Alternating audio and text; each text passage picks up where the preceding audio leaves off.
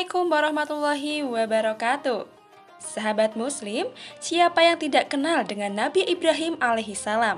Yang sudah berkunjung ke Mekah dan mengunjungi Ka'bah pasti bisa melihat makam atau tempat Nabi Ibrahim berdiri saat membangun Ka'bah. Nabi Ibrahim juga dijuluki sebagai bapak para nabi. Dari keturunannya lahirlah nabi dan rasul. Dari istrinya Sarah, ia mendapat keturunan yaitu Nabi Ishak. Nabi Ishak pun memiliki keturunan, yaitu Nabi Yakub atau disebut juga Israel, dan seterusnya sampai Nabi Isa alaihissalam. Istri kedua Nabi Ibrahim alaihissalam yaitu Hajar, melahirkan Ismail alaihissalam yang keturunannya menjadi penutup para nabi, yaitu Nabi Muhammad Shallallahu alaihi wasallam. Namun sebelum lanjut, jangan lupa untuk klik subscribe, like, dan lonceng notifikasi ya, agar bersama kita mendukung channel ini untuk terus menyiarkan khasanah Islam. Nabi Ibrahim memiliki sifat jujur dan pemberani. Hal itu bisa dilihat dari kisahnya ketika berdakwah kepada Raja Namrud yang terkenal otoriter. Nabi Ibrahim dengan penuh keyakinan, kebenaran akan wahyu ilahi, ia mendakwah Raja Namrud dan kaumnya untuk beriman kepada Allah Subhanahu wa Ta'ala dan meninggalkan berhala yang disembahnya. Keberanian Nabi Ibrahim terbukti dengan ia menghancurkan berhala-berhala tersebut. Penghancuran berhala itu sebagaimana terdapat dalam Al-Quran. Maka dia Ibrahim menghancurkan berhala-berhala itu berkeping-keping, kecuali yang terbesar atau induknya, agar mereka kembali untuk bertanya kepadanya. Quran, Surat Al-Anbiya, ayat 58. Setelah melihat berhala-berhala dan tempat peribadatan mereka hancur, Raja Namrud memerintahkan prajuritnya untuk menangkap pelaku terhadap perusakan tersebut. Lantas, Nabi Ibrahim pun diajukan dalam persidangan.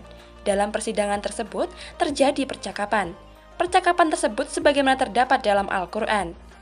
Mereka bertanya, apakah engkau yang melakukan perbuatan ini terhadap Tuhan-Tuhan kami, wahai Ibrahim? Quran, Surat Al-Anbiya, ayat 62.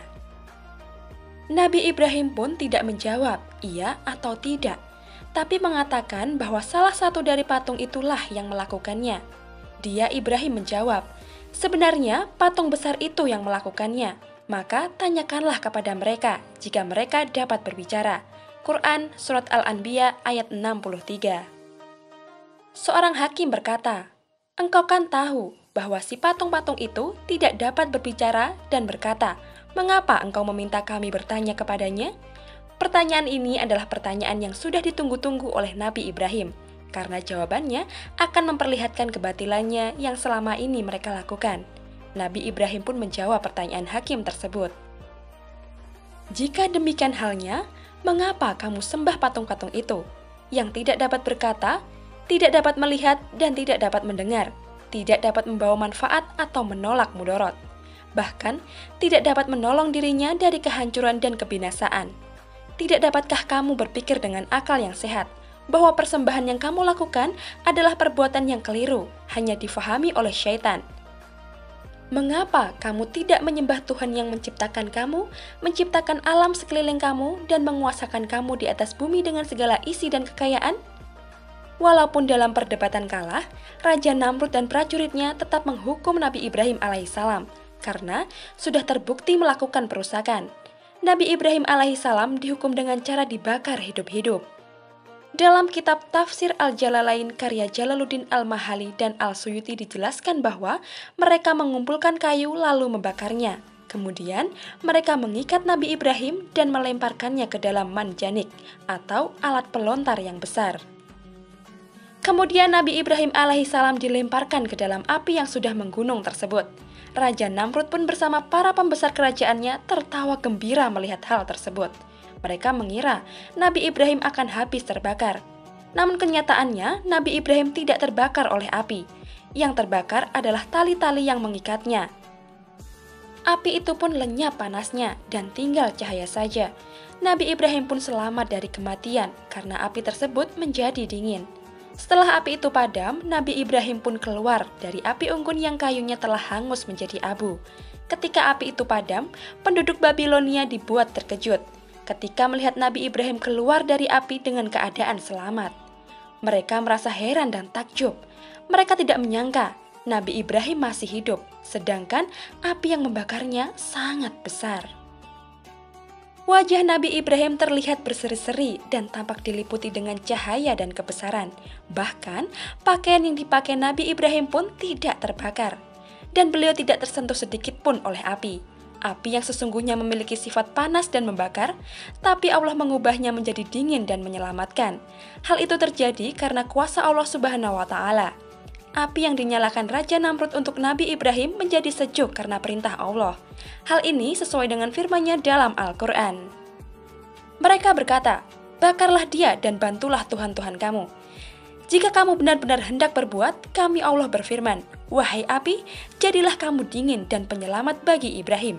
Dan mereka hendak berbuat jahat terhadap Ibrahim, maka kami menjadikan mereka itu orang-orang yang paling rugi.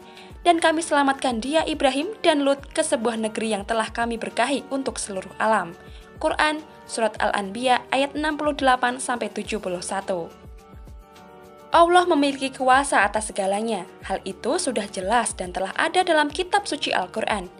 Sesungguhnya urusannya apabila dia menghendaki sesuatu, dia hanya berkata kepadanya, "Jadilah," maka jadilah sesuatu itu.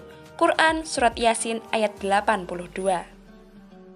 Selain itu, Nabi Ibrahim juga memiliki keyakinan bahwa Allah akan menyelamatkan dan melindunginya. Pada saat Nabi Ibrahim alaihissalam dilemparkan kobaran api, malaikat Jibril datang menawarkan jasadnya kepada Nabi Ibrahim. "Apakah engkau memerlukan pertolongan dariku?" Nabi Ibrahim pun menjawab, "Aku tidak memerlukan apa-apa darimu. Aku hanya memerlukan pertolongan dari Allah."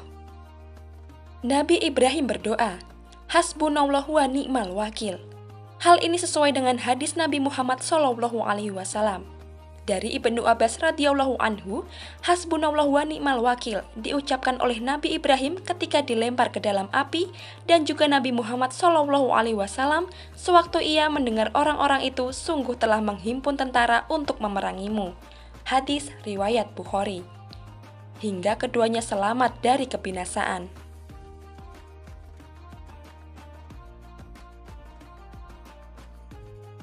Nabi Ibrahim yang tak terbakar oleh api ternyata bisa dijelaskan dengan penjelasan ilmiah. Api dan panas adalah bentuk energi yang dampaknya dihasilkan akselerasi. Vibrasi molekul yang akseleratif, jika dalam teori fisika baru, kesadaran manusia bisa mempengaruhi materi. Fisikawan Jack Sarfati berpendapat bahwa perilaku acak partikel-partikel dalam gerak Brown dapat dipengaruhi oleh aktivitas manusia atas kemauannya sendiri. Kesadaran dapat menghasilkan sebuah medan biogravitasi yang dapat terinteraksi dan mengubah medan gravitasi pengendali materi. Berkaitan dengan kasus Nabi Ibrahim, kesadaran akan keyakinan bahwa Allah akan melindunginya yang mengintervensi vibrasi molekul-molekul akselerasi dan menahan proses nyala api yang normal dilansir dari hikmatulimanwatch.wordpress.com. Lembaga Seni Bela Diri Hikmatul Iman atau LSBDHI meyakini mukjizat para nabi adalah bentuk sempurna dari tenaga dalam. Seperti dalam kasus Nabi Ibrahim, setiap tubuh manusia memiliki potensi dingin. Maka dalam tubuh beliau mengeluarkan energi dingin yang sangat besar untuk melawan energi panas dari api, sehingga terbentuklah perisai energi dingin. Materi dalam Nabi Ibrahim dilapisi energi dingin melawan energi panas, maka energi yang terkuatlah yang akan menang. Atau minimal kuantitas atau besarnya sama, terjadilah keseimbangan. Gesekan energi yang berlawanan biasa memunculkan cahaya putih. Dalam hal ini, energi tubuh yang keluar dari tubuh Nabi Ibrahim membentuk perisai energi dingin untuk melindungi pengaruh panasnya api. Dalam dunia persilatan, ini disebut hawa dingin. Ada juga cerita lain di balik kisah Nabi Ibrahim. Pernah dengar bahwa cicak dianjurkan untuk dibunuh? Kenapa cicak harus dibunuh? Simak ulasan lengkapnya dengan klik link yang telah kami cantumkan di kolom deskripsi.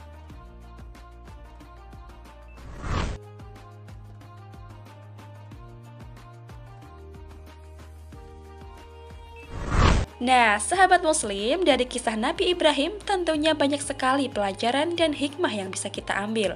Meminta pertolongan hanya kepada Allah. Yakin bahwa Allah akan menolong setiap hambanya. Kuasa Allah hanya dengan kun fayakun. maka semuanya terjadi sesuai kehendak Allah. Nabi Ibrahim selamat. Semoga kita bisa meneladani Nabi Ibrahim yang memiliki keyakinan penuh bahwa Allah Maha Penolong setiap hambanya, sehingga kita selamat di dunia dan di akhirat. Amin. Wallahu a'lam bishawab. Sahabat Muslim, jangan lupa untuk berbagi informasi kepada sesama, karena sebaik-baik manusia adalah yang paling bermanfaat bagi manusia. Wassalamualaikum warahmatullahi wabarakatuh.